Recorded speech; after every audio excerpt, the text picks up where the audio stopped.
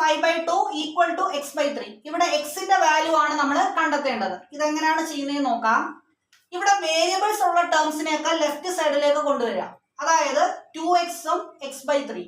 അപ്പോൾ 2x ഈ x/3 left സൈഡിലേക്ക് കൊണ്ടുവരുവാണ്. അപ്പോൾ -x/3 ഈക്വൽ ടു ഈ 5/2 റൈറ്റ് സൈഡിലേക്ക് കൊണ്ടുവരുവാണ്. അപ്പോൾ -5/2. ഇനി ഇവിടെ ക്രോസ് മൾട്ടിപ്ലിക്കേഷനിലൂടെ ഞാൻ സബ്ട്രാക്ട് ചെയ്യാണ്. ഇവിടെ 2xന്റെ ഡിനോമിനേറ്റർ എന്താണ്? 1 ആണ്. അപ്പോൾ 3 × 2x 6x minus 1 × x x the whole divided by 3 equal to -5/2. 6x minus x 5x ആണ്. 5x divided by 3 equal to -5/2. നോക്കാം, ഇവിടെ 5ഉം ഇവിടുത്തെ 5ഉം എന്തായി?